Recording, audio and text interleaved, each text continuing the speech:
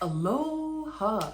Have you ever wondered how real estate investors buy so many properties and you feel like they're just so rich and there's no way that you're able to get your own flip because you do not have that kind of money? Are you twiddling your fingers trying to figure out how to get started in this real estate investing journey, but you have no idea how this whole using other people's money thing works? Well, you're in the right place because on today's video, I'm bringing you another Tip Tuesday where I drop tips on how to find your first deal and get paid. So if you haven't already, make sure you tune in, hit that like button and subscribe. It really helps me get this video out to more people, because on today's video, I'm gonna be teaching you exactly how to structure other people's money. I'm not gonna be talking about hard money lending specifically. I'm gonna be talking specifically about private money lending. All of my deals, except for the first couple deals that I've done, I used other people's money. And it's the only reason why I've been able to buy multiple properties at once, because if I went to go use my own money, I'd have to wait until my money is released from that project and then go find another deal again. And when it comes to flipping, it's a long, tedious process and you don't get all of your money right away. So it's important that you understand how to use other people's money. And so today I'm gonna be talking exactly about how to structure this private money lender. So first things first, what is a private money lender?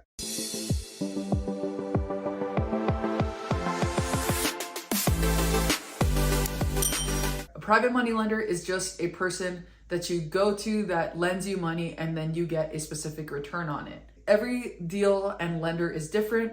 Each lender is going to want different things and each deal is going to require different things. If you haven't already seen my video on how I get private money lenders, make sure you go and look at the previous video from last week, because I talk about exactly how I find these private money lenders and what I say to them to get them to invest with me and what my pitch actually looks like. But today's video is going to be about how to structure it. Now, when it comes to structuring the loan, the cool thing about private money lending is it's super flexible. The first thing you want to do is find out directly from the lender is what kind of investments do they currently have and see what kind of return they're getting on it. And it could just be a bank account, really, and ask them what are they getting as a return on their bank account. Or it could be like a 401k, ask them what kind of return are they getting. And then you're going to want to give them a better return than what they're already getting. So typically when it comes to private money lending, you'll see a pretty wide range of ways to structure it. I've seen people pay anywhere from 5% all the way up to 20%.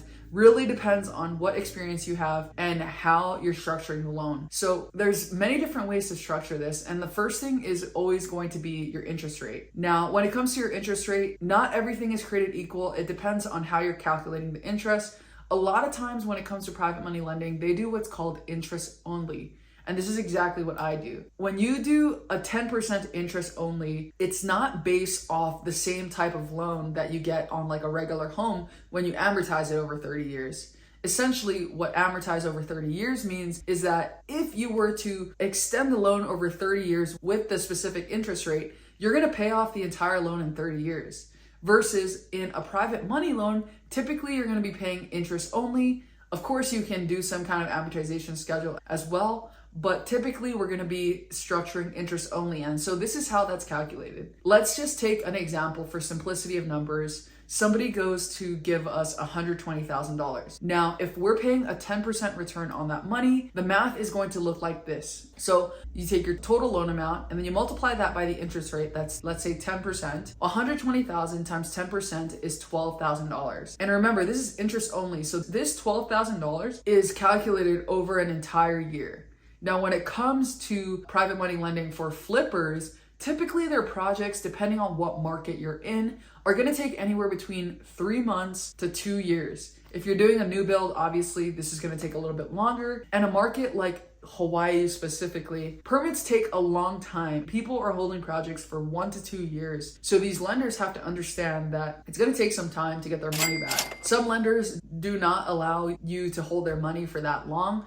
But if you are doing interest only, essentially you're going to pay interest on the amount of time that you hold the property. So for example, in that situation, the $120,000 times 10%, you have $12,000 for 12 months. Now, if you divide that by 12 months, you'll be able to understand how much in interest you're paying every single month. So you take that $12,000 divided by 12 months and you get $1,000 a month. This means that every single month I hold that $120,000, I'm paying $1,000 a month in interest. So in summary, the first way to structure the loan is the interest rate and exactly how that interest rate is calculated. Now, the second way to structure the loan is balloon versus monthly payments. Now, what does that mean? In that previous example, at $1,000 a month, are you going to pay the lender $1,000 a month? Or are you going to accumulate that interest and pay them once the property is sold?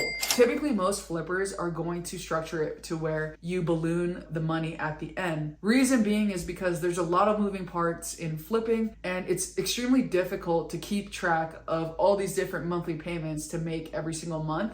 It's much easier to just say, hey, look, we'll accumulate the interest over time, and then at the end of the project, once we sell it, we'll pay you your principal back, which is the original $120,000, and pay your interest. So if I ended up buying this property, fixing it up, and selling it in 6 months, then I take that $1,000 a month times 6 months, and I get $6,000. So all in total, once I sell the property, I owe my private money lender who loaned me $120,000, I owe them $126,000. And so that's exactly how you structure a loan. And really, when it comes to private money lending, everything is flexible, everything is negotiable. So like, for example, if somebody wanted that monthly payment, then I'm probably gonna come down on the interest rate. And I've done that before, where I've come down on the interest rate and then I allowed them to pay monthly payments. The reason why they needed that was because they had some kind of home equity line of credit that required a monthly payment.